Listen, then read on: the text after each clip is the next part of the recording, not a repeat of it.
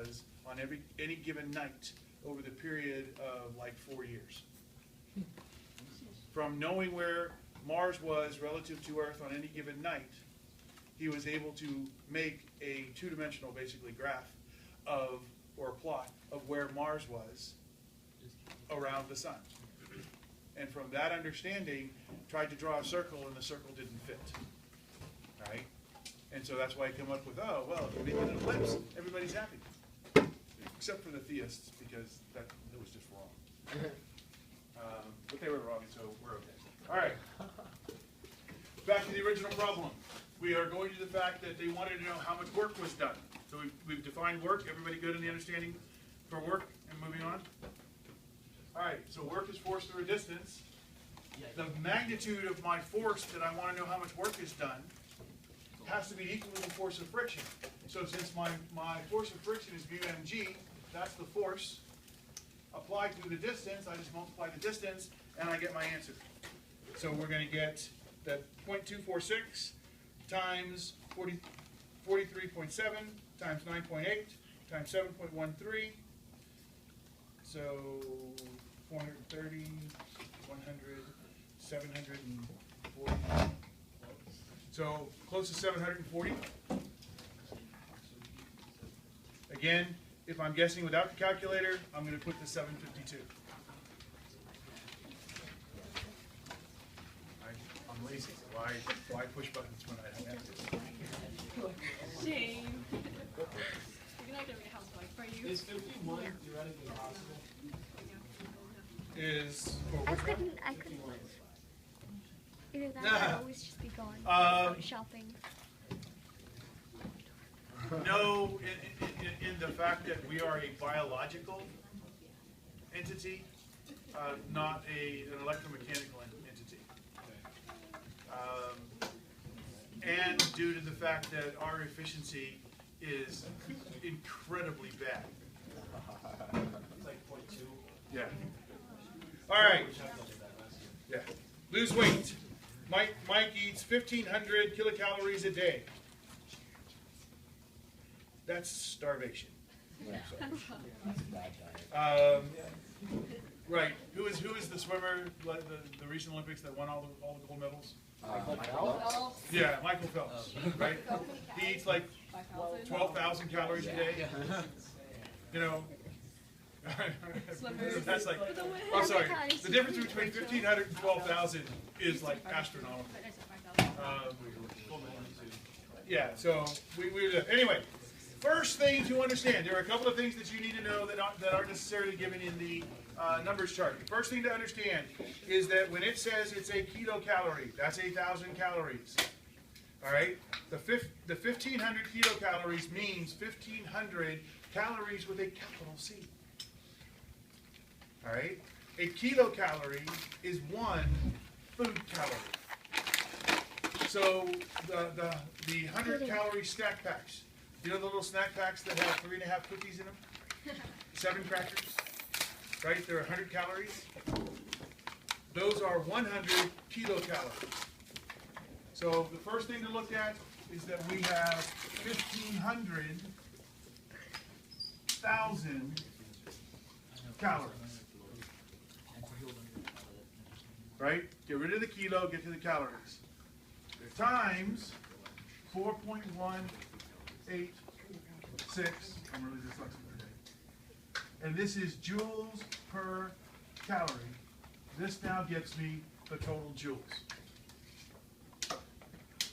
Right? And 4 times 15 is 6.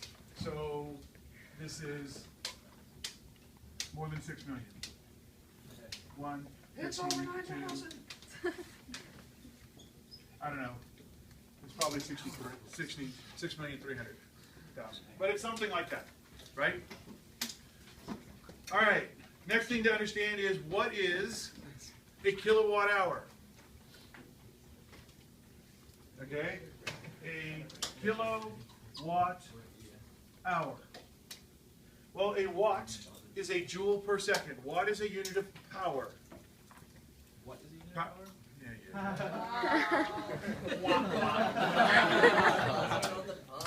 Woo! Hunt number 1. Look at my counting. Quiet already, Osmond? What? Would Jewel be quiet already, Osmond? I don't have the energy for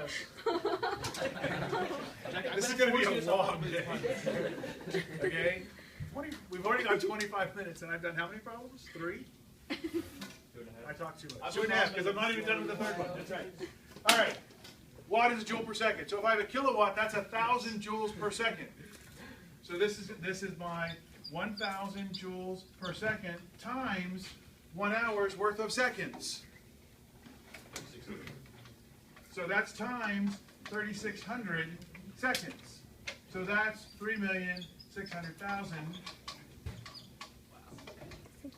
joules. All right, so if I take my 6 million divided by the 3,600,000, right, I get a little less than 2. All right, how much is each kilowatt hour worth? 10 cents. So my answer has to be something less than 20 cents. Yeah, but just less, not 12. Right? It's the high side of 20. So I'm going to go with the 17.4 cents. All right. Do you think you could go to the grocery store and buy 1,500 kilocalories worth of food for 17.4 cents? Probably not. Probably not. All right.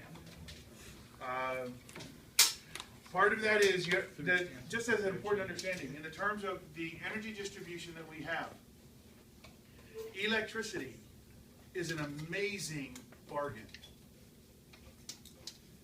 All right, your parents don't buy electricity at 10 cents per kilowatt hour. It's probably at this point around 21.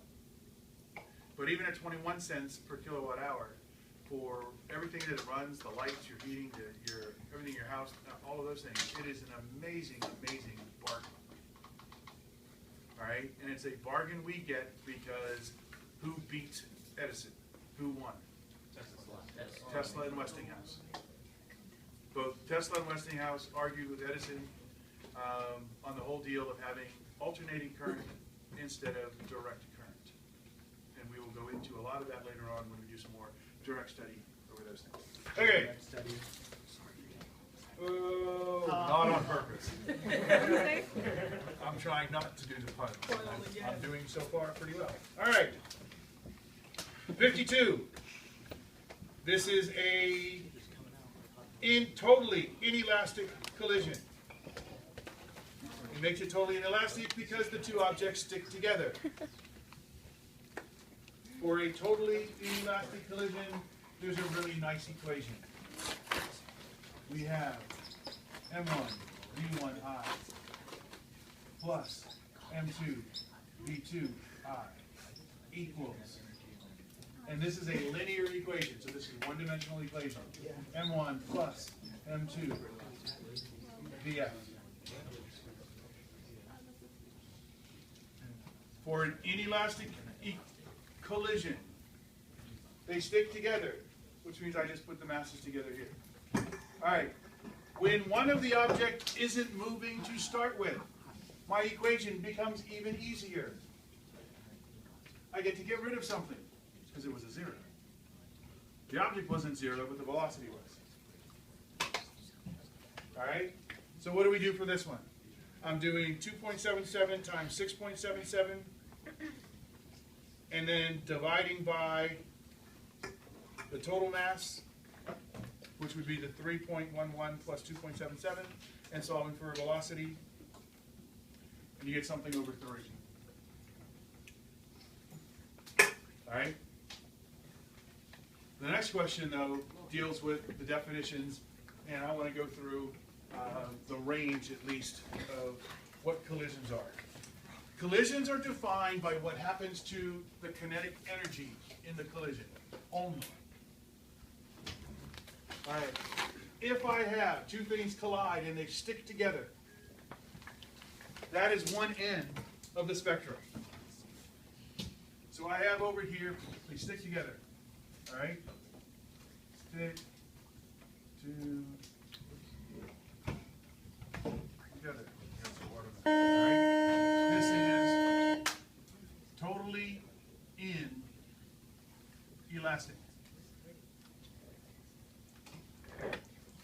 All right, and here's the biggest thing. Kinetic energy final is the most lost compared to kinetic energy initial.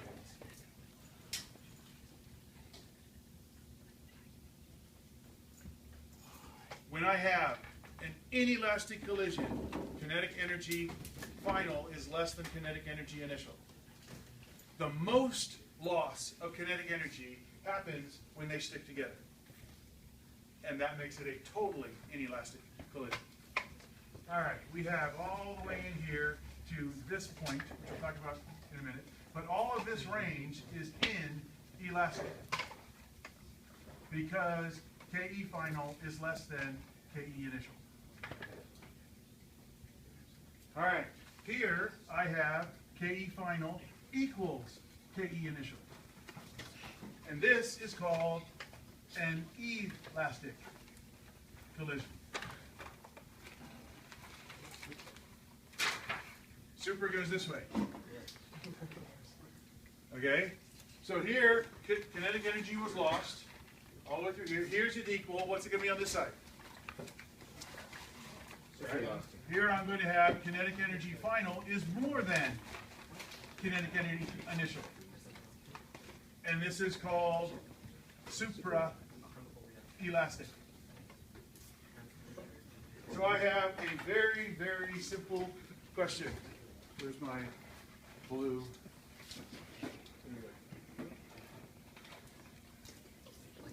It is going to, my racquetball here is going to have a collision with the table. I want to know, is the collision with the table supraelastic, elastic, inelastic, or completely inelastic?